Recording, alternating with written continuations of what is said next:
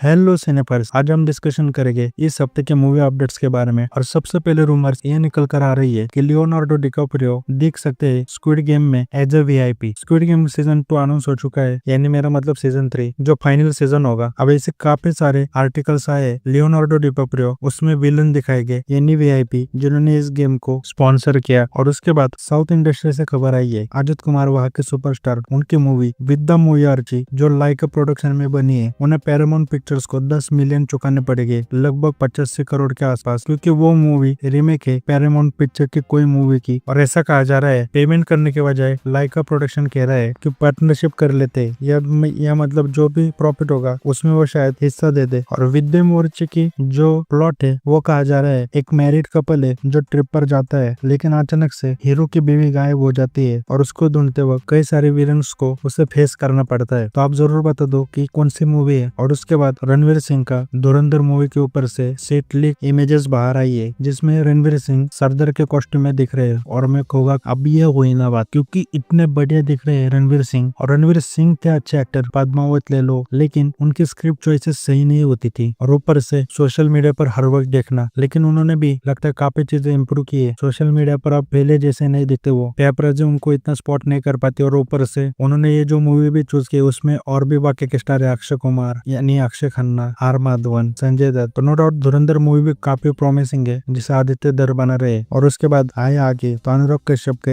एक इंटरव्यू में उन्होंने कहा, जो गेम चेंजर के डायरेक्टर है अभी शंकर, और तमिल के सीनियर डायरेक्टर जिन्होंने बहुत बड़े मूवीज बनाए, अपरिचित, शिवाजी द बॉस। तो शंकर जी ने कहा था कि आज के ऑडियंस का अटेंशन स्पैन लो हो चुका है रील्स के चलते, शॉर्ट्स के चलते, तो उसी को ध्यान में रखकर उन्होंने गेम चेंजर बनाई है। तो अनुराग कश्यप ने उसको क्रिटिसाइज किया है स्टेटमेंट को। लेकिन मैं शंकर जी के साथ ही एग्री करता हूँ कि सच में आज के रील्स के चलते अटेंशन स्पैन कम हो चुका है, क्योंकि इतना सोशल मीडिया पर कंटेंट है। तो जो मूवीज की जो स्पेसिंग है आज, उस पर ध्यान देना चाहिए, क्योंकि ऑडियंस ने इतना आज कंटेंट कंज्यूम कर लिया है सोशल मीडिया के जमाने में को वो आसानी से स्टोरी प्रेडिक्ट कर लेती है। और अगर उनको मूवी का 15-20 मिनट भी स्लो लगता है तो वो मूवी एवरेज हो चुकी समझो। और इसी के आगे चलते रेट्रो के बाद एक और न्यूज आई है कि सूर्य की वादिवासल जो मूवी थी वो ट्रायोलॉजी होगी, 3 पार्ट्स में बनेगी। और उसे विक्रम मारन बना रहे, जिन्होंने विद्युत हालई और भी कई सारी बढ़िया मूवीज बनाई। वो अभी स्क्रिप्ट और स्क्रीन प्ले पर काम कर रहे हैं। साथ में इरुम्बु थारे मूवी आप सबको याद होगी,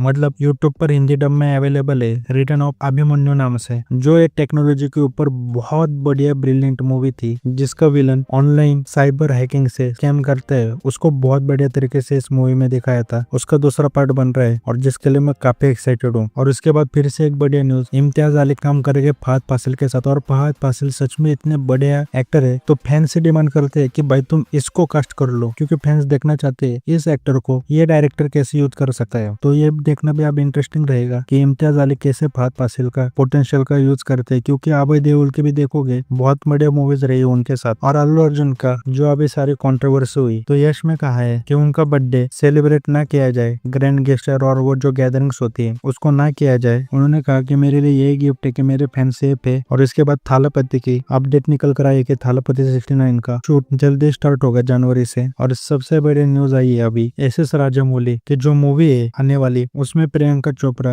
एज अ फीमेल लीड होगी और पृथ्वीराज एज अ विलन। और ये मैं कहूँगा बहुत बढ़िया डिसीजन भी है, क्योंकि प्रियंका चोपड़ा हॉलीवुड में भी अपना नाम कमा चुकी है। तो देखोगे आरआरआर भी एसएस राजामौली क्लियरली बोल चुके हैं कि उन्होंने आलिया भट्ट को लिया था सिर्फ हिंदी ऑडियंस के लिए। तो ऐसे में प्रियंका चोपड़ा को भी उन्होंने किया, लो उनका हॉलीवुड में भी अच्छा खासा नाम है, तो वो भी काम में आएगा। और पृथ्वीराज एज अ विलन में कहूँगा नो डाउट बढ़िया चॉइस है, लेकिन सलार बड़े में या छोटे में या पृथ्वीराज अब ये कह लो स्टेरियोटाइप ही हो गया एज ए विलन। तो अगर वो कुछ नया करवाते हैं तो जरूर Prithviraj as a villain interesting रहेगा। लेकिन मैं कहूँगा अभी भी उनको हॉलीवुड के किसी एक्टर को ही लेना चाहिए, ताकि जैसे हाइप स्पिरिट की हुई है प्रभास और वर्सेस डॉनली देखने के लिए, वैसे कुछ हाइप क्रिएट हो। और इसका बजट 1000 करोड़ के आसपास होगा। और ये मूवी 2 पार्ट में बनेगी, एक 2027 में आएगा, एक 2029 में। तो ये भी कह लो कि पृथ्वीराज ऐसे पहले विलन हो गए जिन्होंने ऐसी मूवीज की है कि जिसके 2 पार्ट्स निकले और दोनों में भी वो विलन है, एक है सलार और एक है SSMB 29। और ये मूवी जल्दी लॉन्च होने वाली है, मतलब इसका जो भी पूजा है वो सब है वो जल्दी हो जाएगा और शूट अप्रैल में चालू हो जाएगा। और जिसके बाद फिर से आए मूवी अपडेट्स की तरफ, तो मंजूमल बॉयज और आवेशम दोनों ही नॉर्थ में बहुत फेमस हुई। यहाँ की ऑडियंस को दोनों मूवीज बहुत पसंद आई। और इन दोनों मूवीज के डायरेक्टर, मंजूमल बॉयज के डायरेक्टर चिदम्बरम, आवेशम के डायरेक्टर जितू माधवन देवन कोलैबोरेट कर रहे केविन प्रोडक्शन के साथ थेस्पियन मूवी के लिए। तो एक्साइटमेंट तो है, क्या करते हैं ये आगे जाकर। उसके बाद बात करें मार्को का, अभी इतना क्रेज चल रहा है जिसे मोस्ट वायलेंस मूवी कहा जा रहा है। यहाँ पर ये फैंस को इतनी पसंद आ रही है और सोशल मीडिया पर इसकी इतनी तारीफ हुई कि डिस्ट्रीब्यूटर्स को बेबी जॉन के शो कम करके मार्को का लगाने पड़े। यानी फिर से साउथ वर्सेस बॉलीवुड में कह लो, साउथ बाजी मार रहा है। क्योंकि मैं खुद पर्सनली मार्को का टीजर देखने बाद इस मूवी के लिए एक्साइटेड था। और जब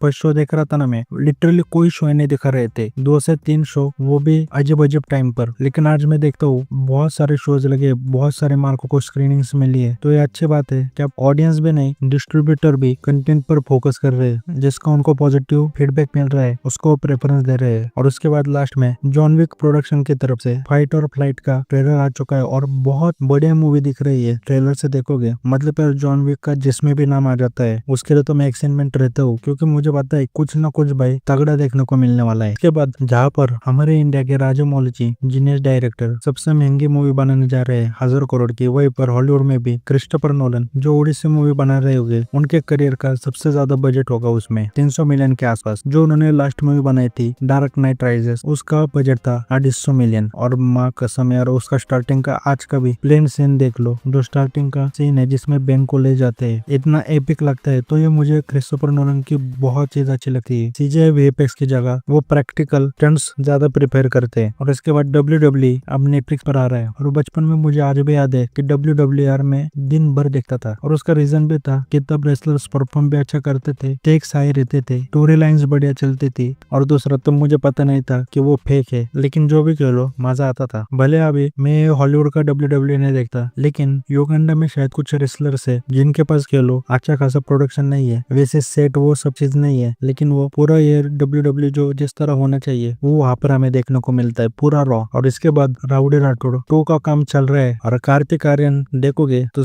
कार्तिक आर्यन सक्सेसफुल है, बुलबुल 2, अक्षय कुमार की सिक्वल्स बना की, तो अक्षय कुमार को भी अब उम्मीद है कि उनकी मूवीज का वो दूसरा पार्ट लाएंगे तो चल जाएगी। और अभी चल रहा है एक्शन, तो उन्होंने कहा राउडी राठौड़ जो उनके एक्शन मूवी चली थी उसका ही दूसरा पार्ट बनाते हैं। खैर देखते हैं, अक्षय कुमार अभी काफी सारी चीजें ट्राई कर रहे हैं ताकि फिर से कमबैक हो पाए।